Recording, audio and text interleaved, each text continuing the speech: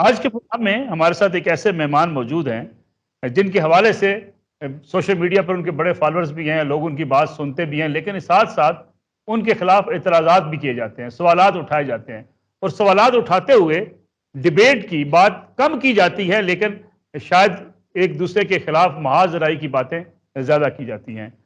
آپ نے انہیں جانتے بھی ہیں، انہیں سنتے بھی ہیں۔ انجینئر محمد علی مرزا صاحب معروف اسکالر ہیں، وہ آج کے پروگرام میں خصوصی طور پہ ہمارے ساتھ موجود ہیں۔ انجینئر صاحب بہت بہت شکریہ پروگرام میں وقت دینے کا۔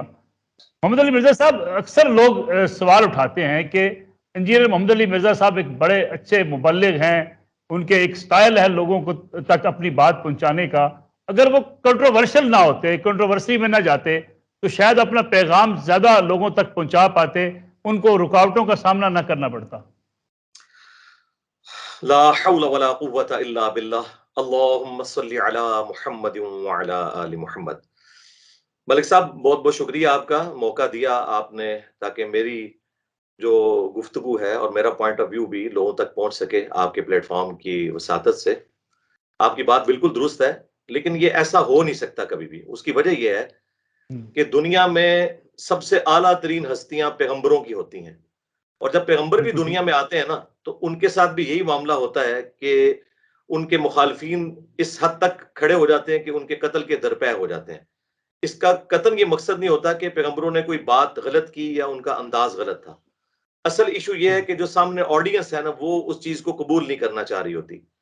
ہمارے محبوب صلی اللہ علیہ وآلہ وسلم اعلان نبوت سے پہلے صادق اور امین تھے، لیکن اعلان نبوت کے بعد انہی لوگوں کی وجہ سے آپ کو مکہ شہر چھوڑنا پڑا، حتیٰ کہ سورۃ الانفال میں یہاں تک آیا کہ ابو جہل بھی یہ دعا کرتا تھا کہ اے اللہ، اگر یہ تیرا نبی سچا ہے، قرآن سچا ہے، تو ہم پہ آسمان سے پتھر نازل فرما کہ ہم اس کی دعوت قبول نہیں کر رہے، اور پتھر نازل نہیں ہوتے تھے۔ تو وہ کہتا تھا کہ یہ دیکھ لو، یہ جھوٹا ہے، نعوذ باللہ، اس نے بھائی کو بھائی سے جدا کر دیا، بیٹے کو باپ سے جدا کر دیا۔ بدر کے موقع پر سامنے بیٹا ہے، اس طرف باپ کھڑا ہے، اور قریش کی جمعیت کو توڑ دیا۔ تو اللہ تعالیٰ نے فرمایا کہ جب تک اے نبی ان میں موجود ہو تم، ہم ان پر عذاب نہیں بھیجیں گے۔ ہماری سنت یہ ہے کہ ہم اہل ایمان کو اپنے پیغمبر کے ساتھ نکالتے ہیں اور پھر عذاب دیتے ہیں۔ تو یہ بات کرنا کہ یہ کنٹروورشل تو ضرور بننا ہے۔ آپ دیکھیں اس معاشرے میں آپ سچائی کی بات کریں تو کنٹروورشل تو آپ خود بخود بنیں گے، اور میں نے تو اس پورے سسٹم کو للکارا ہے جو صدیوں سے چندوں کے اوپر چل رہا تھا، فرقہ واریت کے اوپر چل رہا تھا، ایک دوسرے کو کافر کہہ رہا تھا، ایک دوسرے کے ساتھ نفرتیں تھیں، ایک دوسرے کے پیچھے نمازیں نہیں پڑھتے تھے، ایک دوسرے کو چندہ نہیں دیتے تھے۔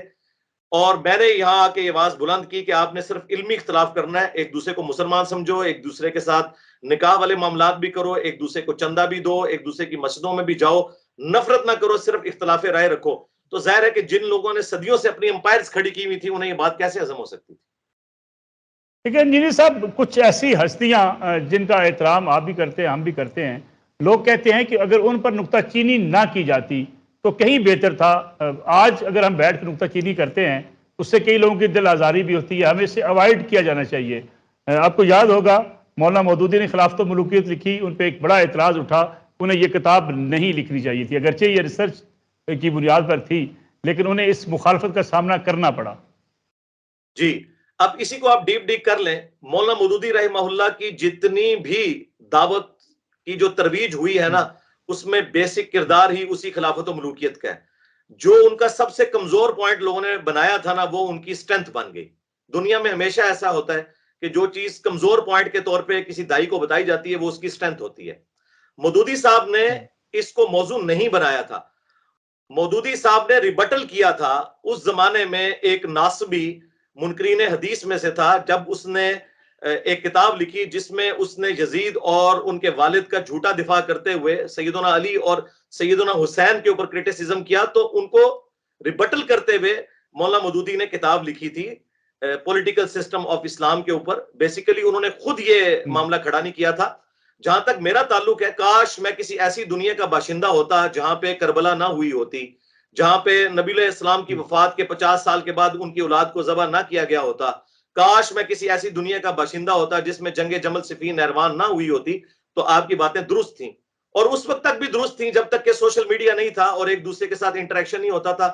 آج کالج میں، یونیورسٹی میں اگر 10 اسٹوڈنٹس پڑھ رہے ہیں نا، تو ایک بریلوی ہے، تو 2 دیوبندی ہیں، تو 3 شیعہ ہیں، تو آپس میں ایک دوسرے کے ساتھ معاملات کو ڈیبیٹ کرتے ہیں، کلیئر کرتے ہیں۔ ہم جب چھوٹے چھوٹے تھے ہمارے ماں باپ تو دوسری مساجد کے اندر مسالے کی جانے بھی نہیں دیتے تھے، لیکن آج یوٹیوب کی برکت سے، فیس بک اور واٹس ایپ کے ذریعے دوسرے مسالے کی چیزیں ہمارے بچوں کے موبائل فون میں پہنچ چکی ہوئی ہیں. اس کو اوائڈ نہیں کیا جا سکتا. اس میں یہ ہے کہ اب یہ معاملہ تو بگڑ چکا ہے، اب اس کو ٹھیک کرنا ہے. تو ہم ٹھیک کرنے کے لیے کھڑے ہیں. یہ معاملہ اس دن بگڑا تھا جب 2009 میں، آج سے 14 سال پہلے آلموسٹ، ڈاکٹر ذاکر نائک نے کروڑوں مسلمانوں کے دل چھننی کیے تھے یزید کو رضی اللہ عنہ کہہ کر، may اللہ پلیز ود ہم کہہ کر. تو میں نے اس کو ریبٹل کیا تھا 2010 میں. وہاں سے یہ معاملہ شروع ہوا. لوگ ہمارے سروں پہ جوتیاں مارے اور ہمیں رونے پہ بھی پابندی لگائے تو یہ بالکل زیادتی ہے. جائیں گورے کی عدالت میں ہمارا مقدمہ لے جائیں کہ اس کو انیشیٹ کرنے والا کون ہے. ڈاکٹر ذاکر نائک، جن کی میں بہت عزت کرتا ہوں، لیکن چونکہ کروڑوں لوگ ان کی بات سنتے تھے اور انہوں نے ایک بات کی تو ہم نے اس کو ریبٹل کیا. انجینئر صاحب، واقعہ کربلا یقینی بات ہے اسلام کے اندر ایک بہت بڑا سانحہ ہے، ایک حادثہ ہے. اگر اس سے ہٹ کے بھی ہم جو اختلافات ہوئے امت کے اندر، اگر آج کے دور میں انہیں پیش نہ کیا جائے، انہیں اوائڈ کیا جائے تو اتحاد امت ہو سکتا ہے. جب اختلاف ہم پیش کریں گے اس سے امت مزید تقسیم ہوگی. آپ کو لگتا نہیں ایسا ہوا؟ جی، آپ کی بات درست ہے کہ اختلاف کرنے سے امت تقسیم ہوگی، لیکن اگر اختلاف کرنے کے بعد دوسرے بندے کے اختلاف رائے کو مان لیا جائے تو پھر امت تقسیم نہیں ہوگی. خاموشی تو حل ہی کوئی نہیں ہے. جی، یہ آپ سوچ ہی نہیں سکتے اس ماڈرن دور کے اندر کہ آپ مثلا، میں آپ سمجھانے کے لیے بات کرتا ہوں کہ اب سوشل میڈیا کی وجہ سے ماں باپ کے لیے ضروری ہو گیا ہے کہ وہ اپنے بچوں کی تھوڑی بہت سیکس ایجوکیشن کریں. اس کو وائڈ نہیں کیا جا سکتا. جس طرح آپ دیکھیں عامر خان نے ایک بڑا اچھا انہوں نے پرفارمنس دی تھی کہ چھوٹے بچے کس طریقے سے آپ ان کو غیر محسوس طریقے سے ان معاملوں میں ایجوکیٹ کر سکتے ہیں. یہ تو آپ کو کرنا پڑے گا. یہاں پہ بھی جو دینی اختلافات ہیں وہ اس لیول پہ ہیں کہ فرقے بن چکے ہیں، قتل و غارت کا بازار گرم رہا ہے. ہم نے ان اختلافات کو اٹھایا نہیں ہے، بلکہ اختلافات تو پہلے ہی اٹھے ہوئے تھے. ہم نے یہ بتایا یہ کیوں لڑ رہے ہیں، کیوں انہوں نے مسجدیں اپنی الگ کی ہوئی ہیں، کیوں چندہ بک الگ کی ہوئی ہیں، کیوں انہوں نے ٹوائلٹ میں شیعہ کافر کے نعرے لگائے ہیں، کیوں جو ہے وہ سعودیہ اور ایران کی پراکسی وار جو ہے وہ رشیا اور افغانستان کی جنگ کے دوران پاکستان میں امپورٹ ہوئی اور قتل و غارت کا بازار گرم ہوا. یہ تو ہو چکا ہوا ہے. ہم بتا رہے ہیں یہ اس وجہ سے ہوا. خدا کے لیے بچ جاؤ، اس معاملے میں پیچھے ہٹ جاؤ. اس معاملے میں اتنا یہ درست کہہ رہے ہیں اور اتنا یہ درست کر رہے ہیں، اب آگے چلو. ہم لڑا تو رہے نہیں ہیں. دیکھیں ہمارے سٹوڈنٹس وہ وائس سٹوڈنٹس ہیں جو شیعہ کی مساجد میں بھی نماز پڑھتے ہیں، دیوبند کی بھی، بریلی کی بھی، اہل حدیث کی بھی. جبکہ جو لوگ ہمیں مشورے دے رہے ہیں نا فرقوں والے، وہ تو ایک دوسرے کے پیچھے نمازیں پڑھنے کے قائل نہیں ہے، ایک دوسرے کو کافر سمجھتے ہیں، ایک دوسرے کو چندہ دینے کے قائل نہیں ہے. وہ کس منہ سے ہمیں سمجھا رہے ہیں؟ وہ اصل میں یہ کہہ رہے ہیں کہ انجینئر صاحب یہ جو اختلاف ہے اس کو ختم نہ کریں، یہ دراڑیں قائم رہنے دیں اور ہماری چندہ بک چلتی رہے. وہ یہ کہہ رہے ہیں اصل میں. انجینئر صاحب، جو آپ کے ناقدین ہیں وہ یہ کہتے ہیں کہ صحابہ کرام کے حوالے سے، اہل بیت کے حوالے سے ہمیں محتاط رویہ رکھنا چاہیے، جس میں آپ کے حوالے سے کہا جاتا ہے کہ آپ شاید محتاط رویہ اختیار نہیں کرتے. جی، یہ ان کی ایک جنرل سٹیٹمنٹ ہے نا. وہ بتائیں کہ میں جو کچھ بول رہا ہوں وہ قرآن بخاری مسلم میں اگر لکھا ہوا ہے تو سب سے پہلے فتویٰ تو قرآن پہ لگے گا، اس کے بعد بخاری پہ، پھر مسلم پہ. میرا تو نمبر بعد میں آئے گا. اور سب سے زیادہ کرٹیکل احادیث جو ان کو چبھتی ہیں وہ صحیح مسلم کے اندر لکھی ہوئی ہیں. اور امام مسلم نے صحیح مسلم کے شروع ہی میں مقدمے کے اندر لکھ دیا کہ میں یہ کتاب ان لوگوں کے لیے لکھ رہا ہوں کہ جو عوام الناس ہیں، جنہیں یہ نہیں پتا ہوتا کہ صحیح حدیث اور ضعیف حدیث میں کیا فرق ہے، تاکہ وہ اس سے علم حاصل کر سکیں. امام مسلم نے وہ تمام کرٹیکل احادیث جو آج ہمارے ناقدین جن سے چڑھتے ہیں وہ انہوں نے لکھی ہی پبلک کے لیے ہیں. تو آپ مجھے بتائیں میں امام مسلم کی بات مانوں یا چندے اور خیراتوں کے اوپر پلنے والے اور سکول سے جو بھاگ گئے تھے پھر ان کے ماں باپ نے انہیں مجبوراً مدرسے میں داخل کیا، جن بچاروں کا انٹلیکچوئل لیول اتنا تھوڑا تھا، ان کی بات مانوں یا میں امام مسلم کی مانوں؟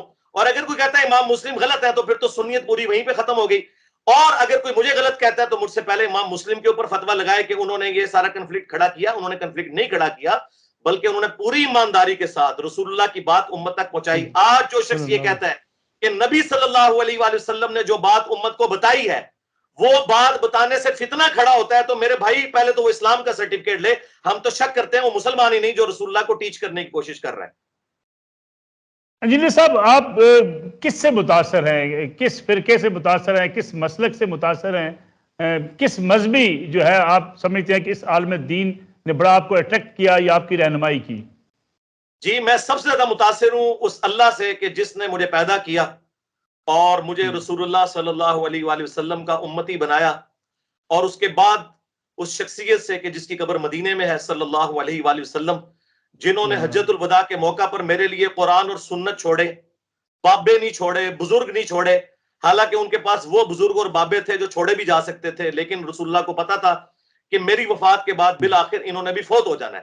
2 سال کے بعد حضرت ابو بکر بھی فوت ہو گئے، 12 سال کے بعد سیدنا عمر بھی شہید ہو گئے، اور آلموسٹ 25 سال کے بعد سیدنا عثمان بھی شہید، اور 30 سال کے بعد مولا علی علیہ السلام بھی شہید، اور آخری صحابی ابو طفیل عامر بن واثلہ 110 ہجری میں، آج سے آلموسٹ سمجھ لیں آپ 1350 سال پہلے وہ بھی دنیا سے تشریف لے گئے، اور آج کوئی بھی صحابی دنیا میں موجود نہیں ہے، لیکن جو نبی علیہ السلام نے حجت الوداع پہ قرآن اور سنت چھوڑے تھے وہ موجود ہیں، غدیر خون پہ قرآن اور اہل بیت کی بات کی تھی وہ موجود ہے۔ تو میں تو ان سے امپریس ہوں، اور اس کے بعد میں ہر اس شخص سے امپریس ہوں جو مجھے وہ بات بتائے جو اللہ نے اپنے پیغمبر صلی اللہ علیہ وآلہ وسلم کو بتائی تھی۔ مجھے یہ نہ بتائے کہ میرے فرقے کا بابا یہ کہتا ہے اور فلاں فرقے کا بابا یہ کہتا ہے، وہ سارے بابے ایک دوسرے کو مسلمان بھی نہیں سمجھتے، تو جن کا اپنا سٹیٹس یہ ہے کہ ایک دوسرے کے نزدیک وہ مسلمان بھی نہیں ہے، وہ مجھے کہاں سے سمجھائیں گے؟ میں تو اسے اپنا بابا مانتا ہوں جو میرے بابا جان جن کی قبر مدینے میں ہے، النبی اولا بالمؤمنین من انفسہم وازواجہ امہاتہم، نبی مومنین کی جانوں پر ان سے بڑھ کر حق رکھتے ہیں، اور نبی کی بیویاں امت کی مائیں ہیں، اور نبی امت کے روحانی باپ ہیں۔ جو مجھے میرے روحانی باپ کی بات بتاتا ہے وہ خواہ کوئی بھی ہے، ڈگری والا، بغیر ڈگری والا، کسی بھی فرقے سے ہے، وہ میرا امام ہے، اس کے قدموں کی خاک میری آنکھوں کا سرما۔ اور جو کتنا بڑا ہے وہ رسول اللہ کی مخالفت پہ کوئی بات کرتا ہے، ہم اس کے لیے کوئی بھی اپنے دل میں نرم جذبہ نہیں رکھتے۔ لیکن جن صاحب ہم نے دیکھا کہ ازواج کے حوالے سے نبی کریم صلی اللہ علیہ وسلم کی جو ازواج ہیں ان کے حوالے سے بھی بعض اوقات پاکستان کے اندر یا پاکستان سے باہر بھی جس قسم کی زبان استعمال کی جاتی ہے اس سے لوگوں میں ایک انتشار بھی پایا جاتا ہے، غم و غصہ بھی آتا ہے، یہ تفریق کا باعث بن جاتا ہے۔ کیا اس پہ کوئی سزا ہونی چاہیے؟ جی سزا کیوں نہیں ہونی چاہیے؟ دیکھیں ایک بڑا غالی رافضی ہے عرب دنیا کے اندر، یاسر الحبیب، جس نے اما عائشہ سلام اللہ علیہا کے اوپر بکواس کی تھی، تو سب سے پہلے فتویٰ ایران سے خامنائی صاحب کا نکلا تھا۔ میں ایک سنی پلیٹ فارم پہ ہوتے ہوئے خامنائی صاحب کی تعریف کروں گا کہ انہوں نے صراحتاً کہا تھا کہ اس سے شیعت کا کوئی تعلق ہی نہیں ہے جو امہات المومنین کی توہین کرے کہ جن کی نسبت رسول اللہ کے ساتھ ہے صلی اللہ علیہ وآلہ وسلم۔ اسی قسم کا فتویٰ سستانی صاحب نے بھی نکالا تھا عراق سے۔ یہ جو اس قسم کے شر پسند عناصر ہیں نا، یہ دونوں طرف پائے جاتے ہیں۔ اب اس میں حق کی راہ یہ ہے کہ جہاں امہات المومنین کی گستاخیاں ہو رہی ہیں نا، وہاں پر سیدنا علی کے بھی تو گستاخ موجود ہیں، جو سیدنا علی کو ان کے مخالفین کی نظر میں نیچا کر کے دکھاتے ہیں، ان کے بیٹے حسین ابن علی کو باغی کہتے ہیں اور یزید کو امیر المومنین کہتے ہیں۔ تو جب سنی علماء اس قسم کی ہٹ درمی کریں گے اور ناسبیت کا مظاہرہ کریں گے تو میری بات یاد رکھیے گا کہ رافضیت یعنی غلو کرنا اہل بیت کی شان میں اور صحابہ پر تبرہ کرنا، یہ اس کو رافضیت کہا جاتا ہے۔ یہ بائی پروڈکٹ ہے ناسبیت کی، یعنی اہل بیت کے ساتھ بغض رکھنے کی۔ آج سے 2 ہفتے پہلے مجھے طارق جمیل صاحب نے فون کیا اور مجھے کہنے لگے بیٹا میں نے ابھی بھی تیرا کلپ دیکھا ہے وہ کہ رافضیت جو ہے یہ بائی پروڈکٹ ہے ناسبیت کی۔ جب اہل بیت پہ ظلم ہوئے اس کے ریونج میں لوگوں نے صحابہ کو برا کہا، تو مجھے یہ تمہاری بات بہت پسند آئی ہے، یہ تم نے ریالٹی بیان کی ہے الحمدللہ۔ تو جو اہل ایمان ہے نا، صحیح ایمان والے، انہیں پتہ ہے کہ سچائی کیا ہے۔ اگر موجودہ حالات کی بات کی جائے، آج ہمارے معاشی، سماجی اور سیاسی مسائل بڑے سنگین ہو چکے ہیں۔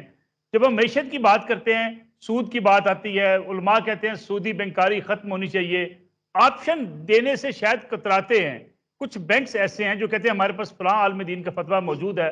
کیا یہ اچھا نہ ہوتا کہ کوئی ایک ایسا فتویٰ ہوتا جو تمام بینک استعمال کر سکتے، لوگوں کو پتہ چل جائے اسلامی بینکاری کیا ہے اور سودی بینکاری کیا ہے، غیر سودی بینکاری کیا ہے؟ دیکھیں جی، جہاں تک اسلامک بینکنگ کا تعلق ہے تو مفتی تقی عثمانی صاحب حفظہ اللہ تعالیٰ نے جو ایفرٹ اس حوالے سے کی ہے وہ پوری دنیا میں قدر کی نگاہ سے دیکھی جاتی ہے، اور میں نے الحمدللہ ان بائسڈ ہو کے ان کی ساری کتابیں پڑھی ہیں، انگلش میں بھی اور اردو میں بھی جو ان کی بکس تھیں۔ میں تو الحمدللہ چند ایک پوائنٹس کے علاوہ ان کے ساتھ بالکل ایگری کرتا ہوں، اور میں پاکستان کی جو اسلامک بینکنگ ہے اسے آلموسٹ 90% اسلامک ہی سمجھتا ہوں۔ ایک دو اس میں قباحتیں ہیں، ظاہر ہے وہ خود بھی مانتے ہیں، مثلاً جو قرض لیٹ ہونے کے اوپر پینلٹی ڈالی جاتی ہے اس کو وہ چیریٹی فنڈ میں لے جاتے ہیں اور وہ ڈیٹرنس کے طور پہ پینلٹی رکھتے ہیں۔ اسلام میں تو آپ نے مقروض کو مہلت دینی ہے، یہاں پہ ایک دو مہینے تو مہلت دیتے ہیں، اور آپ کو پتا ہے یہاں پہ پھر لوگ ایسے ہیں کہ وہ قسط بھی نہیں ادا کریں گے، تو ڈیٹرس کے طور پہ انہوں نے پینلٹی رکھی ہے، لیکن وہ گورنمنٹ کے چیریٹی فنڈ میں جاتی ہے، بینک اس کا بینیفیشری نہیں ہوتا، تاکہ بینک کو بھی کوئی مزہ نہ آئے لوگوں کے اوپر خام خواہ اس قسم کی قدغن لگانے پہ۔ یہ دو چار چیزیں ہیں، اوورال ان کا سسٹم بہت درست ہے۔ اور باقی آپ نے یہ کہا کہ جی علماء تو ظاہر ہے کبھی بھی اس کے اوپر مکمل طور پر متفق اس لیے نہیں ہو سکتے کہ زیادہ تر کا تو نالج ہی اس لیول کا نہیں ہے۔ بڑی معذرت کے ساتھ ہمارے علماء کے پاس اکانومی کا علم ہی کوئی نہیں ہے، سائنس کا علم ہی کوئی نہیں ہے، چند ایک لوگ ہیں جن کے پاس اس طرح کا علم ہے۔ میرا خیال ہے علماء سے زیادہ یہ جو اکانومسٹ ہے نا، ان کو یہ چیزیں ڈیسائیڈ کرنی چاہیے۔ علماء کا کام صرف یہ ہے کہ وہ یہ بتائیں کہ سود کی ڈیفینیشن یہ ہے، جس کے اوپر سب کے سب متفق ہیں کہ پیسے کے بدلے پیسہ سود ہے۔ ونس کموڈٹی انوالو ہو جائے تو پھر وہ سود نہیں رہتا۔ تو کموڈٹی انوالو ہو گئی، علماء عرب نے بھی قسطوں کے کاروبار کو حلال قرار دیا ہوا ہے، آج کا نہیں، کئی سال پہلے کا۔ اور پاکستان میں بھی بریلوی، دیوبندی اور اہل حدیث بھی بعض علماء اس کو جائز سمجھتے ہیں، چند ایک اہل حدیث علماء نے اس میں تھوڑی سختی کی تھی۔ اور یہ پورا اسلامک بینکنگ کا نظام جو ہے وہ منی اگینسٹ گڈز کے اوپر چل رہا ہے، جو بالکل درست ہے۔ تو یہ ہو سکتا ہے، سسٹم دے دیا نا جی۔ یہ بار بار مجھے نہیں سمجھ آتی کہ ٹی وی چینلز کے اوپر بھی لوگ آ کے بات کرتے ہیں جی علماء سسٹم نہیں دے رہے۔ بھائی تقی عثمانی صاحب نے جو سسٹم دیا ہے ہر نہیں، میرے لحاظ کہنے سے مراد یہ تھا انجینئر سے صاحب کہ یہ سسٹم، یہ جو ان کا فتویٰ تھا، یہ تمام بینکوں کے لیے جہاں جہاں یہ سسٹم کام کر رہا تھا اس کے لیے اگر اویلیبل ہوتا تو شاید یہ تفریق نہ ہوتی۔ دیکھیں انہوں نے جنرل فتویٰ دیا ہے، آپ جن بینکوں کے لیے وہ فتویٰ سمجھ بھی رہے ہیں نا، ان کے لیے بھی نہیں ہے، کیونکہ انہوں نے اس کو اس کے ساتھ مشروط کیا ہے کہ جب تک وہ ان شرائط کے مطابق چلیں گے، اس کے لیے لادہ سے ایک اسٹیٹ بینک کے انڈر ایک بورڈ بنا ہوا ہے جو ان چیزوں کو انشور کرتا ہے، باقاعدہ اینول رپورٹ نکلتی ہے جس میں کوارٹرلی یہ چیزیں انہوں نے بتائی ہوتی ہیں، بیلنس شیٹ پوری موجود ہوتی ہے کہ ہم نے فلاں جگہ یہ پیسہ لے کے انویسٹ کیا، فلاں ٹیکسٹائل مل میں انویسٹ کیا، اس میں سے ہمیں اتنا ڈیویڈنڈ ملا، وہ پروفٹ ہم نے اتنا حصہ اپنے کسٹمر کو دے رہے ہیں اور اتنا بینک کے پاس رکھ رہے ہیں، وہ پورا کا پورا چیزیں جو ہیں وہ ڈکلیئرڈ ہوتی ہیں۔ کچھ سال پہلے کی بات ہے کہ یہ جناح انٹرنیشنل ایئرپورٹ کی توسیع کے دوران آلموسٹ کوئی 6 ارب روپے کی مشینری ریکوائرڈ تھی، تو اسلامک بینک والوں نے وہ مشینری خریدی اور وہ 6.25 ارب میں گورنمنٹ آف پاکستان کو انہوں نے وہ بیچی، اور گورنمنٹ نے قسطوں میں وہ پیسے ادا کیے، جو اوپر کے وہ جو بن رہے تھے نا آلموسٹ سمجھ لیں 25 کروڑ روپیہ، وہ ان کا پروفٹ بنا اور وہ اگینسٹ گڈز تھا، وہ انہوں نے ڈیویڈنڈ کے طور پہ کسٹمر میں تقسیم کیا اور خود بھی رکھا، تو بالکل حلال ہے یہ۔ اگر ہم نظام کی بات کریں، جمہوریت کی بات کی جاتی ہے، لیکن آج بھی 2023 میں بھی ہمیں یہ سننے کو ملتا ہے کہ جمہوریت اسلام میں نہیں ہے، یہ جو جمہوری طرز حکومت ہے یہ درست نہیں ہے، پارلیمانی نظام پر سوالات اٹھتے ہیں، کبھی خلافت کی بات کی جاتی ہے۔ کیا موجودہ جو نظام جمہوریت ہے ہمارے ہاں یہ درست ہے؟ دیکھیں یہ تو وہ والی جمہوریت ہی نہیں ہے جسے علماء نے کفر قرار دیا تھا، یا ڈاکٹر اقبال کے حوالے سے جو چیزیں پریزنٹ کی جاتی ہیں، وہ جمہوریت ہے جس میں حلال اور حرام کا فیصلہ عوام کرے، تو وہ جمہوریت تو کفر ہے۔ پاکستان کی جمہوریت میں کہاں یہ چیز ہے کہ جو پاکستانی عوام ہے وہ حلال اور حرام کا فیصلہ کرے گی؟ وہ تو قرارداد مقاصد جب منظور ہوئی تھی تو مولانا مودودی رحمہ اللہ، جو خلافت کے اس ماڈرن دور میں اس آواز کو اٹھانے والوں کے بانی ہیں، عرب دنیا میں بھی عجم میں بھی، انہوں نے کہا تھا آج پاکستان کی ریاست نے کلمہ پڑھ لیا ہے، جس میں یہ کہا گیا تھا کہ پاکستان کی عوام جو ہے اقتدار اعلیٰ کا مالک تو اللہ ہے، اس اختیار کو پاکستانی عوام یوز کرے گی اس حوالے سے کہ وہ اپنے ریپریزنٹیٹیو پارلیمنٹ میں بھیجے گی۔ اس لیے تو دیکھیں جماعت اسلامی بھی تو بعد میں سیاست میں آ گئی نا، کیونکہ اس میں تھا کہ حرام اور حلال کا فیصلہ پارلیمنٹ نہیں کرے گی، حلال کے دائرے میں کرے گی۔ تو یہ تو قرآن میں بھی لکھا ہے وَأَمْرُهُمْ شُورَىٰ بَيْنَهُمْ، مسلمانوں کے آپس کے معاملات جو ہیں وہ مشورے سے طے پائیں گے۔ یعنی اب رمضان کا مہینہ چل رہا ہے، ہم اس کے اوپر تو جمہوریت کر سکتے ہیں کہ ہم نے افطار کے اندر شربت سرو کرنا ہے یا کھجور سرو کرنی ہے یا خالی پانی سرو کرنا ہے، لیکن اس کے اوپر ڈیموکریسی نہیں ہوگی کہ شراب سرو کرنی ہے یا شربت سرو کرنا ہے، وہ تو بین ہے۔ تو اسلامک ڈیموکریسی جو ہے یہ ماڈرن فارم ہے خلافت کی۔ یہ جو یہ بات کرتے ہیں نا خلافت کے خلاف، یہ چاہتے ہیں اس ملک میں ڈکٹیٹرشپ آئے اور ایک مولوی اوپر بیٹھ جائے جو اپنے مخالفین کو جیلوں میں ڈالے۔ جن لوگوں کو یہ خلیفۃ المسلمین بنا کے پریزنٹ کرتے ہیں، انہوں نے اپنے بھائی قتل کروائے ہوئے ہیں، اپنے باپ تک جیلوں میں ڈلوائے ہوئے ہیں، جن کی یہ تعریفیں کرتے ہیں اس لیے کہ وہ اپنے دور کے علماء کو کھلاتے پلاتے تھے۔ میں خود خاندان مغلیہ سے تعلق رکھتا ہوں، ہمارے پرخ تھے اورنگزیب عالمگیر جس کے بارے میں مشہور ہے، اس نے جو ہے وہ ٹوپیاں بنا کے تو گزر بسر کرتا تھا، نماز کوئی نہیں چھوڑی، لیکن کوئی بھائی بھی زندہ نہیں چھوڑا اور باپ کو بھی جیل میں ڈالا، اور اس پہ تر رہا یہ کہ 1400 علماء کو بٹھا کے اس نے فقہ حنفی کا فتاوی عالمگیریہ لکھوا دیا، اس کی وجہ سے علماء اس کی تعریفیں کر رہے ہیں، حالانکہ اس کا کریکٹر کوئی سنت کے مطابق نہیں تھا. خالی داڑھی رکھ لینے سے اور ٹوپیاں سی لینے سے آپ مسلمان نہیں ہو جاتے جب تک کہ آپ اپنے معاملات کو حقوق اللہ اور حقوق العباد کے اعتبار سے درست نہ کریں. اور یہ وہ بندہ بات کر رہا ہے جو خود مغل خاندان سے تعلق رکھتا ہے. جی صاحب، آپ نے جیلوں کی بات کی، آپ کے اوپر مقدمے درج کیے گئے، آپ قانونی طریقہ کار اختیار کرتے ہیں اپنے مقدمات اپنے اوپر ہونے والے پرچوں کے حوالے سے؟ جی جی الحمدللہ ہم ہمیشہ قانونی راستہ ہی اختیار کرتے ہیں. جس کو ہمارے مخالفین شاید یہ سمجھتے ہیں کہ میرے کوئی اسٹیبلشمنٹ میں تعلقات ہیں یا جوڈیشری میں ہے یا پولیس میں ہے، بھائی آپ کے کیسز اتنے فضول قسم کے ہوتے ہیں کہ وہ جوڈیشری نے فارغ ہی کرنے ہوتے ہیں، ایف آئی اے نے وہ کیسز فارغ ہی کرنے ہوتے ہیں. آپ جھوٹے الزام لگا رہے ہیں. دیکھیں مسلسل 20 مرتبہ یہ مجھ پہ الزام لگا چکے ہیں کہ میں قادیانی ہوں، اس وجہ سے کہ میرے نام میں مرزا آتا ہے. بھائی میں نے 15 سال اس ادارے میں جاب کی ہے جہاں پہ کوئی قادیانی جاب ہی نہیں کر سکتا. نیس کام کا ادارہ، اٹامک انرجی سے نکلا ہوا یہ ادارہ ہے، اس کے اندر میں نے 15 سال سرو کیا ہے آفیسر رینک میں 19 گریڈ کے اندر ڈاکٹر سمر مبارک مان صاحب کے ساتھ، اور ان کے بعد جو عرفان برنی صاحب تھے، ان سب بڑے لوگوں کے ساتھ میں نے کام کیا ہوا ہے.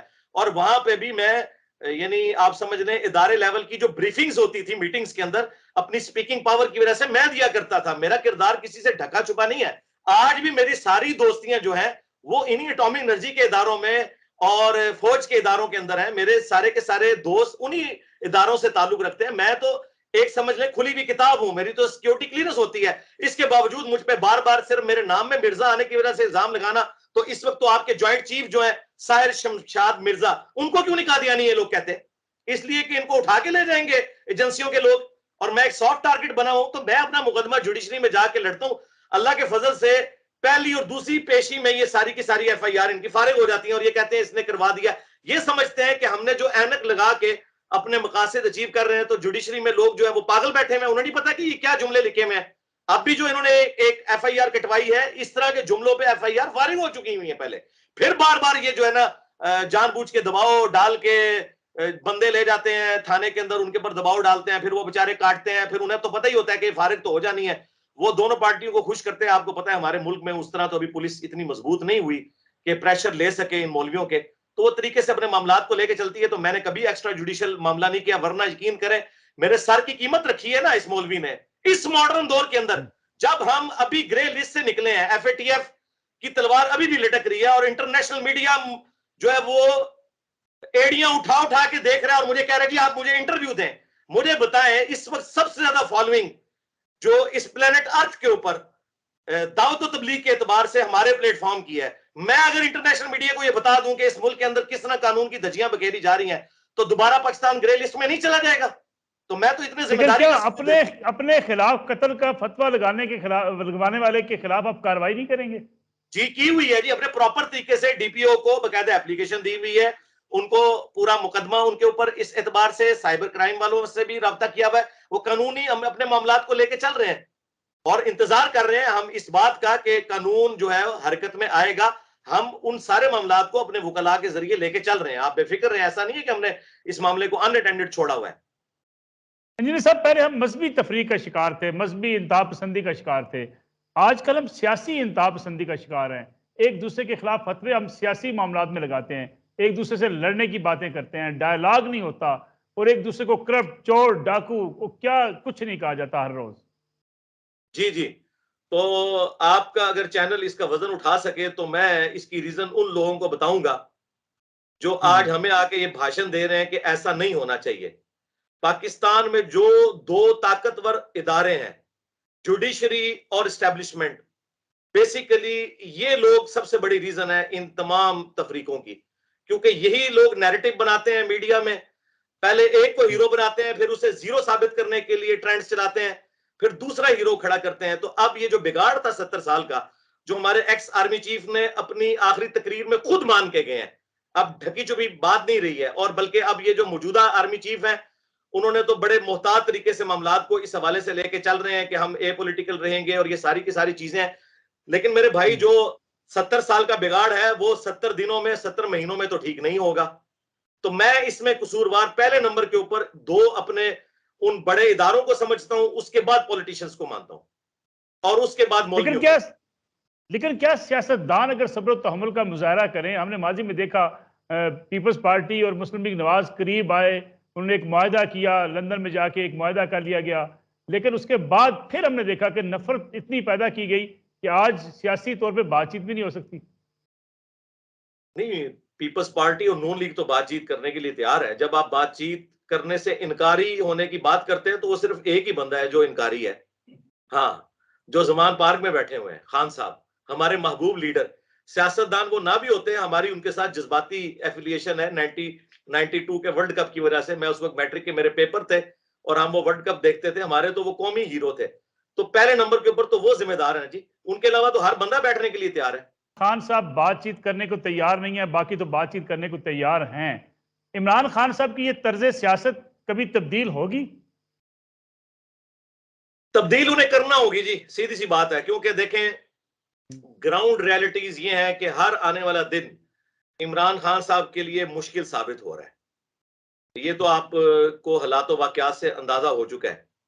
تو انہیں یہ طرز سیاست اپنی بدلنی ہوگی، جس طرح کہ آپ سن رہے ہیں، چونکہ اب یہ ہو سکتا ہے خان صاحب اس کا ڈینائل کر دیں، لیکن سننے کی بات تو یہ ہے کہ سراج الحق صاحب اس وقت کردار بیچ میں کوئی ادا کر رہے ہیں اس حوالے سے، اور میرا خیال ہے وہ ایک جو بیک ڈور ڈپلومیسی ہے وہ شروع تو ہو گئی ہے۔ خان صاحب کو اندازہ ہو گیا کہ زیادہ عرصہ یہ معاملات اس طرح چلیں گے نہیں، تو انشاءاللہ تعالی مجھے اللہ سے امید ہے کہ خان صاحب کا دل نرم ہوگا اور وہ بیٹھنے کے لیے تیار ہوں گے۔ دیکھیں نبی الاسلام تو یہودیوں کے ساتھ بھی بیٹھے ہیں، مساق مدینہ کیا ہے، اور خان صاحب دوسری طرف تو یہ کہتے تھے ہم انڈیا کے ساتھ بھی اور رشیا کے ساتھ بھی اور پیرلل میں امریکنز کے ساتھ بھی بیٹھیں گے۔ تو بھائی جو آپ کے پاکستانی سیاستدان ہیں ان کے ساتھ آپ کیوں نہیں بیٹھتے؟ وہ کہتے ہیں یہ چور ہیں۔ تو جو چائنا میں اور جو امریکہ میں لوگ بیٹھے ہوئے ہیں وہ کیا ولی اللہ ہے؟ کیا ان لوگوں نے پاکستان کو نقصان نہیں پہنچایا؟ چائنا ہمارا بہت بڑا محسن ہے، لیکن یہ بھی حقیقت ہے کہ چائنا نے اگر ہماری کوئی ڈیفنس کے پوائنٹ آف ویو سے کوئی ہیلپ کی ہے نا تو 10 گنا پرائز کے اوپر کی ہے، وہ بھی بینیفیشری ہیں ہمارے، ہم نے بھی بہت کچھ ان کو دیا ہے تو تب انہوں نے ہماری ہیلپ کی ہے۔ میں کوڈ ورڈز میں بات کر رہا ہوں چونکہ میرا ایک ذمہ دار ادارے کے ساتھ تعلق رہا ہے، اس لیے میں وہ اس سے آگے بات نہیں کر سکتا۔ اور امریکہ نے ہمارے ساتھ کیا کچھ نہیں کیا، تو اگر امریکہ کے ساتھ بیٹھ سکتے ہیں کہ جنہوں نے ہمیں ہر موقع کے اوپر دھوکہ دیا، تو اور خود اب خان صاحب بھی کہہ رہے ہیں کہ رجیم چینج انہوں نے کروائی، اور پھر ساتھ خان صاحب نے وہاں پہ ایک فرم بھی ہائر کی ہوئی ہے لابنگ کے لیے، تو بھائی یہ تو آپ کے اپنے پاکستانی مسلمان بھائی ہیں یار، ان کے ساتھ بھی بیٹھ جاؤ، ان کو کم از کم یہودوں نصارہ سے بدتر تو نہ یار سمجھو۔ یہ سب جو غیر ملکی طائف ملتے ہیں، توشہ خانہ اس کی مثال ہے، جسے لوگ طائف لے لیتے ہیں اس کی کم قیمت پر، کیا اسلام اس کی گنجائش موجود ہے؟ پہلے وقتوں میں بھی صحابہ کرام کے دور کے اندر بھی مختلف ممالک سے مختلف وفود سے طائف دیے اور لیے تو جاتے تھے۔ جی دیکھیں یہ بڑے افسوس کی بات ہے کہ جب خان صاحب کے ساتھ یہ سارے معاملات ہوئے ہیں اسی وقت ہماری جوڈیشری بھی جاگ اٹھی ہے اور ہمارے علماء بھی بھاشن دینے کے لیے میڈیا کے اوپر آ گئے ہیں کہ جی توشہ خانہ کے جو جتنے بھی تحائف ہیں یہ بیت المال میں جمع ہونے چاہیے اور لوگوں کو نہیں لینے چاہیے۔ پہلے یہ کہاں سوئے مرے پڑے ہوئے تھے، یہ تو سارے لوگ لیتے رہے ہیں، پھر ہمارے ریاستی اداروں کے لوگ بھی، چاہے اسٹیبلشمنٹ ہو جوڈیشری ہو، انہوں نے تھوڑے تحفے لیے ہیں۔ تو میرے خیال ہے یہ اگر یہ بات ہے تو آپ نے دیکھا ہے جو لاہور ہائی کورٹ نے لسٹ مانگی ہے اس میں تو بڑے بڑے شرفاء بھی ننگے ہو گئے ہیں اور وہ اب آ کے جسٹیفائی کر رہے ہیں۔ تو یہ باتیں پہلے بھی ہونی چاہیے تھی، چلے دیر آئے درست آئے۔ تو شرعی حکم تو یہ ہے کہ بخاری مسلم دونوں میں حدیث موجود ہے، نبی علیہ السلام نے عاملین زکوٰۃ کو بھیجا، اور سورہ التوبہ کی آیت نمبر 60 ہے کہ جو عاملین زکوٰۃ ہیں، جو زکوٰۃ جا کے کلیکٹ کرتے ہیں مویشیوں کی اور باقی چیزوں کی، ان کی تنخواہیں بھی بیت المال سے جائیں گی۔ اب وہ جب آتے تھے بیت المال میں آ کے وہ بھیڑ بکریوں کی زکوٰۃ جب جمع کرواتے تھے اور ساتھ وہ یہ کہتے تھے کہ یہ وہ تحائف ہیں جو ہمیں ملے ہیں اور یہ وہ زکوٰۃ ہے جو مسلمانوں نے ہمیں دی ہے، تو نبی علیہ السلام نے فرمایا کہ تم اپنے ماں باپ کے گھر جا کے آرام کرو، میں دیکھتا ہوں تمہیں وہاں کون یہ تحفے دیتا ہے، یہ تحفے تمہیں اس پوسٹ کی وجہ سے ملے ہیں، لہٰذا یہ تحفے بھی توشہ خانہ یعنی بیت المال میں جمع ہوں گے۔ اسلام کے پوائنٹ آف ویو سے میرے بھائی توشہ خانہ میں جتنی بھی چیزیں آئیں گی وہ اسٹیٹ آف پاکستان ان کی مالک ہے، وہ کوئی بھی آدھی قیمت کے اوپر نہیں لے سکتا۔ یہ قانون اگر بنا بھی ہوا ہے یہ اسلام کے بالکل خلاف ہے، اس قانون کو فوراً چینج ہونا چاہیے۔ انجینئر صاحب آپ پر ایک قاتلانہ حملہ ہوا، کون لوگ تھے اس کے پیچھے؟ آپ نے آئیڈینٹیفائی کیے؟ ایک نہیں سرکار، 3 قاتلانہ حملے ہو چکے ہیں۔ تینوں کے تینوں جو ہیں وہ سیلف موٹیویٹڈ لوگ تھے. اور آپ کو میں بتاؤں ان تینوں کی حالت تو ہم نے خود دیکھی ہے. ان سے پہلے بھی اس قسم کے جتنے برین واش لوگ آئے ہیں نا غازی بن کے سب لوگ اینڈ پہ رحم کی اپیلیں مانگتے ہیں. کبھی صدر پاکستان سے اگر وہاں تک یعنی پہنچے. آپ کسی گروہ کے اوپر الزام نہیں لگا رہے؟ نہیں, ناٹ ایٹ آل. کبھی بھی نہیں لگا سکتا میں جب تک میرے پاس کوئی ثبوت نہ ہو. تو یہ میں ان تینوں حملوں کو آرگنائز نہیں مانتا, سیلف موٹیویٹڈ لوگ تھے. کیونکہ اگر آرگنائزڈ ہونا تو وہ اس کے شواہد نظر آ جاتے ہیں, تو ایسا نہیں تھا. لیکن وہ ہماری جو دینی تنظیمیں جو ہمارے ریاستی اداروں نے اپنی پالیسیز کی وجہ سے لانچ کی تھی, جو آج ہمارے لیے ناسور بن چکی ہوئی ہیں, اس وقت تو انہوں نے پولیٹیکل گورنمنٹس کو ویک کرنے کے لیے یہ سب کچھ کیا. لیکن آج یہ لوگ جیب کترے بن چکے ہوئے ہیں, چونکہ یہ نوکریاں تو ان کی ختم ہو گئی. اب تو ان کو ایف اے ٹی ایف کے بعد کوئی چندہ نہیں ملتا گورنمنٹ کی طرف سے. تو یہ اب سب کے سب لوگ ہمیں کاٹنے کو دوڑ رہے ہیں, اور ان کے ٹرین کیے ہوئے لوگ ہوتے ہیں. لیکن وہ جماعتیں خود لانچ نہیں کرتی, لیکن چونکہ انہوں نے نیریٹو ایسا بنا دیا ہے کہ آپ نے قانون کو ہاتھ میں لینا ہے. اب مجھے بتائیں, جو اس وقت پیر افضل قادری صاحب ہیں, وہ تو آپ کے سامنے میڈیا میں آ کے کہہ رہے ہیں کہ میں سر کی قیمت مقرر کرتا ہوں. اتنی دیدہ دلیری, اور ہمارے سارے ادارے سوئے پڑے ہوئے ہیں اور ہمیں کہہ رہے ہیں جی آپ کاروائی کریں. یہ تو سو موٹو خود لینا چاہیے ان اداروں کو. ہم نے تو کی بھی ہے قانونی کاروائی, ہم وہ بھی کر کے دیکھ لیتے ہیں کہ آپ لوگ کیا کر لیکن لیں کیا گے. ان حالات میں آپ کو اپنی سیکورٹی نہیں رکھنی چاہیے؟ جی اللہ کے فضل سے ان حالات کے سٹارٹ ہوتے ہی ہم نے اپنے سیکیورٹی کے معاملات رکھے ہوئے ہیں 2017 سے. اللہ کے فضل سے رکھے ہوئے ہیں. میں پچھلے 2 سال سے کسی مسجد میں نماز نہیں پڑھتا, میری نماز گھر میں ہوتی ہے. اور میرا جو گھر بھی ہے وہ یعنی ایک کوئی فکس جگہ نہیں, میری 4 مختلف جگہ ہیں, اور وہ مختلف اوقات میں. میرے اسلام آباد میں بھی ایک گھر موجود ہے, تو میری موومنٹ بھی انڈکلیئرڈ ہوتی ہے, اور اس طرح کے معاملات بھی انڈکلیئرڈ ہوتے ہیں. میں نے اپنی سیکیورٹی بھی رکھی ہوئی ہے اللہ کے فضل سے. لیکن کچھ اطلاعات ہیں کہ آپ بائک پر سفر کرتے ہیں, ان حالات میں سیکورٹی بڑی مشکل ہو جاتی ہے. جی وہ بائک پہ اگر میں سفر کرتا ہوں تو وہ تو میرا مسئلہ ہے نا جی, میں سفر کرتا ہوں یا نہیں کرتا, یا کب کرتا ہوں, یا کس وقت کرتا ہوں. یہ تو نہیں کہ میں بائک لے کے تو نوجوانوں کی طرح گھومتا رہتا ہوں, اس طرح تو بالکل نہیں ہوتا. میری موومنٹ کا جب میں بائک پہ سفر بھی کر رہا ہوں کوئی مجھے پہچان بھی نہیں سکتا. میرے ساتھ کوئی ایک بائک والے تو نہیں ہوتے, کتنے بائک والے ہوتے ہیں. جس طرح آپ کے امیر لوگوں کے ساتھ 4-5 کاریں چلتی ہیں, وہ پتہ ہی نہیں چلتا کس کار میں بیٹھے ہوئے ہیں. تو میری موومنٹ تو انڈکلیئرڈ ہوتی ہے. اور پھر میں جن جگہوں پہ بھی ہوں ساری جگہوں پہ میں نے CCTV کیمرے لگائے ہوئے ہیں, اور ہم لوگوں نے ہر چیز انڈر آبزرویشن رکھی ہوتی ہے. باقی یہ جو لوگ ہمیں مشورے دے رہے ہیں نا کہ ہم ملک چھوڑ کے چلے جائیں, یہ بالکل غلط بات کر رہے ہیں. اس کا مطلب سمجھ رہے ہیں کیا ہے؟ اس کا مطلب یہ ہے کہ آپ انٹرنیشنل دنیا کو یہ سبق دینا چاہ رہے ہیں کہ پاکستان اس قابل ہی نہیں ہے کہ یہاں کوئی بندہ رہ سکے. یہاں پہ اتنے مذہبی جنونی ہے, تو پاکستان کے اندر کس نے آ کے انویسٹمنٹ کرنی ہے؟ میرے لیے تو کوئی مسئلہ نہیں. انجینئر میرے محمد 2 علی. چھوٹے بھائی جو ہے نا وہ جی نیشنلٹی جی ہولڈر ہیں انگلینڈ کے, وہاں پہ سیٹلڈ ہیں.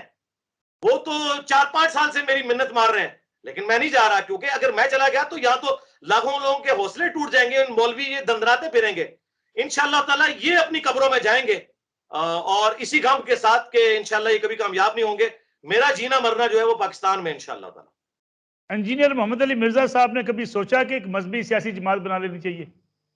Not at all. ہم تو پہلے ہی رجے ہوئے جی ان مذہبی سیاسی جماعتوں سے. اور اگر میں کوئی ہمدردی کے جذبات کسی جماعت کے لیے رکھتا ہوں تو وہ جماعت اسلامی ہے. میرا تو اصول یہ ہے کہ ہم جو آلریڈی لوگ کام کر رہے ہیں ان کو ہم سپورٹ کرتے ہیں, ان کے ہاتھ مضبوط کرتے ہیں. میرے پاس لوگ آئے ہیں, کروڑوں روپے آفر کیا ہے کہ جی آپ یہ غریبوں میں تقسیم کریں. میں کہتا ہوں جی جائیں, الخدمت فاؤنڈیشن ہے جماعت اسلامی کی, عیدی فاؤنڈیشن میں جائیں, آپ شوکت خانم میں جائیں, ان کو پیسے دیں. میں نے یہ کام نہیں کرنا, جو آلریڈی کام کر رہے ہیں ہم انہیں سپورٹ کریں گے. تو ہم پولیٹیکل محاذ کے اوپر بھی جماعت اسلامی کو سپورٹ کرتے ہیں. اور اسی طریقے سے جو دینی مذہبی جماعتیں اور بھی دعوت کا کام جو کر رہی ہیں, ڈاکٹر سرار صاحب کی جماعت, میں ہر والے سے انہیں سپورٹ کرتا ہوں. تبلیغی جماعت کا میں سب سے بڑا سپورٹر ہوں, باوجود اس کے کہ مجھے ان سے بنیادی اختلافات ہیں. لیکن میں اس ماڈرن دور میں بہت بڑی نعمت سمجھتا ہوں امت مسلمہ کے لیے تبلیغی جماعت کو. ہر معاملے میں میں ان جماعتوں کو سپورٹ کرتا ہوں. میرا کوئی ارادہ نہیں, نہ کوئی مسجد بنانے کا, نہ کوئی چندہ بک, نہ کوئی مدرسہ. یہ سب کا سب معاملہ جو ہے یہ سوشل میڈیا کے ذریعے چل رہا ہے. انہی کے پیچھے ہم نمازیں پڑھتے انجینئر ہیں, انہی کو دیتے ہیں. جی جی انجینئر صاحب, اس وقت جو موجودہ حالات ہیں, کچھ علماء آپ کے خلاف بیان بازی بھی کرتے ہیں. کیا ایسا نہیں کہ آپ ان کے پاس چل کر چلے جائیں, بڑے دل کا مظاہرہ کریں, بات چیت کریں, ڈائلاگ کریں, کیونکہ ڈائلاگ نہ ہونے سے تو لڑائیاں ہوتی ہیں. یعنی آپ یہ کہہ رہے ہیں کہ سلمان تاثیر صاحب جو ہے چل کے ممتاز قادری کے پاس چلا جائے, آپ یہ مجھے مشورہ دے رہے ہیں؟ تو یہ میں کہہ لوگ رہا تو ہوں نہیں. ہشام علیہ ظہیر صاحب ہوں, میرے ابتسام بھائی علیہ ظہیر صاحب ہوں. آپ چھوڑ دیں, اس وقت پاکستان میں درجنوں DPOs ہیں جو میرے سٹوڈنٹس ہیں, ٹھیک. اور جب کبھی کوئی جیلم میں نیا DPO آتا ہے وہ ملاقات کے لیے کہتا ہے تو میں انکار کر دیتا ہوں بھی سیکیورٹی ایشوز ہیں. جس نے ملنا ہے مجھے آگے اکیڈمی میں ملے. تو میں تو اپنے قریبی لوگوں کو نہیں مل پاتا, تو ان کو میں کیسے ملوں؟ ہاں گورنمنٹ لیول کے اوپر کوئی ایفرٹ کی جائے اس حوالے سے, تو بڑے علماء کے ساتھ میں بیٹھنے کے لیے تیار ہوں. جن علماء کا آپ ذکر کر رہے ہیں میرے بھائی, یہ تو کسی گنتی میں نہیں ہے. بڑے علماء میں آپ کو بتا دیتا ہوں کون ہے وہ, کہ جب برا وقت فرقوں پہ آتا ہے تو وہ ریسکیو کرنے پہنچتے ہیں. بریلویوں کے بڑے عالم سعد رضوی صاحب نہیں ہیں. بریلویوں کے بڑے عالم جو ہیں وہ پیر افضل قادری صاحب نہیں ہیں. بریلویوں کے بڑے عالم ہیں مفتی منیب الرحمان صاحب. دیوبندیوں کے بڑے عالم جو ہیں وہ ہیں مفتی تقی عثمانی صاحب. اہل حدیث کے بڑے عالم جو ہیں وہ ساجد میر صاحب ہیں. تو یہ اگر کہیں پہ کوئی پروگرام ارینج کرتے ہیں تو انشاءاللہ تعالی میں ان کو ملنے کے لیے میں ان کے قدموں میں بیٹھوں گا. اور اللہ کے فضل سے ان تینوں میں سے کسی نے یہ جرات نہیں کی کہ میرے بارے میں کوئی ایک جملہ بھی لکھیں, کوئی ایک فتویٰ بھی لکھیں.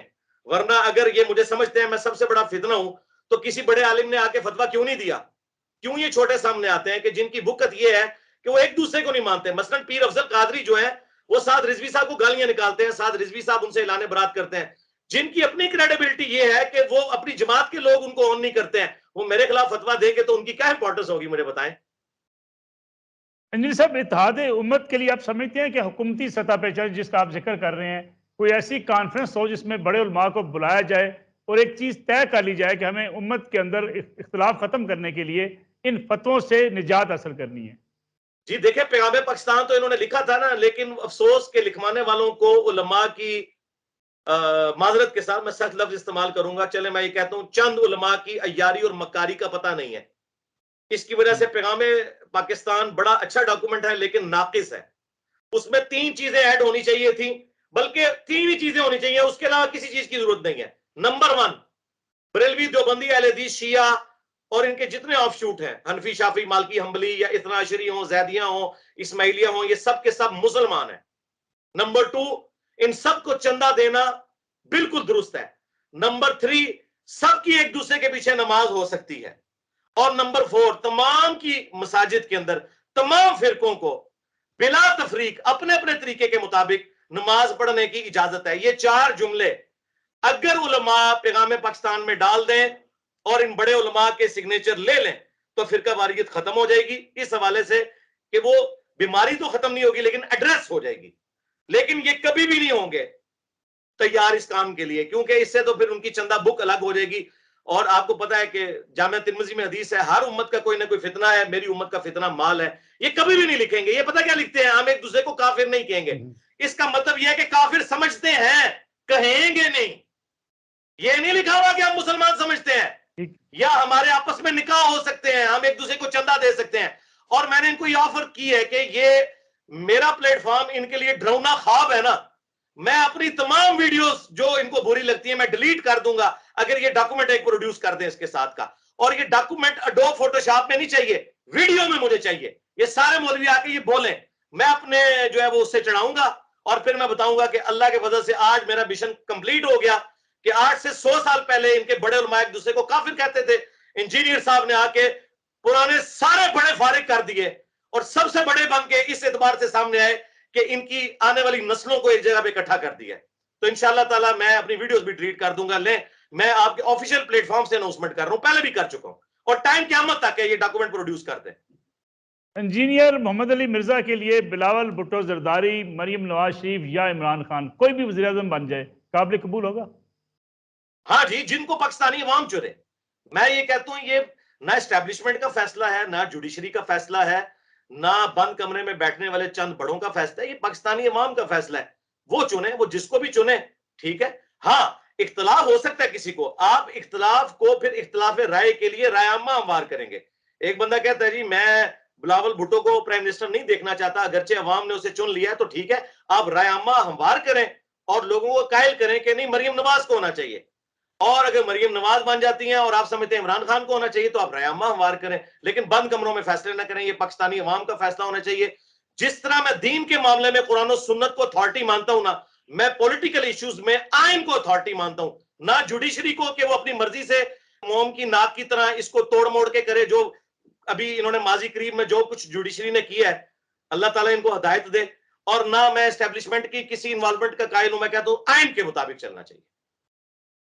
کچھ لوگ کچھ علماء یہ اعتراض کرتے ہیں بلاول بھٹو زرداری یا عمران خان صاحب ان کی داڑھی نہیں ہے، مریم نواز شریف صاحبہ خاتون ہیں، اس لیے انہیں حکمرانی کے منصب پر فائز نہیں ہونا چاہیے۔ بعض سخت علماء یہ بات کرتے ہیں۔ جی تو میں اللہ تعالیٰ نے میرے جیسی چیز دنیا میں چھوڑی ہی نہیں علماء کے لیے نا۔ ان سے پوچھیں کہ داڑھی منڈانا اگر گناہ ہے تو جھوٹ بولنا یہ بڑا گناہ ہے یا داڑھی منڈانا؟ تو یہ کہیں گے جھوٹ بولنا، کیونکہ اس کے بارے میں تو قرآن میں وعید آئی ہے لعنت اللہ علی الکاذبین، اور جھوٹ بڑے گناہوں میں سے ہے۔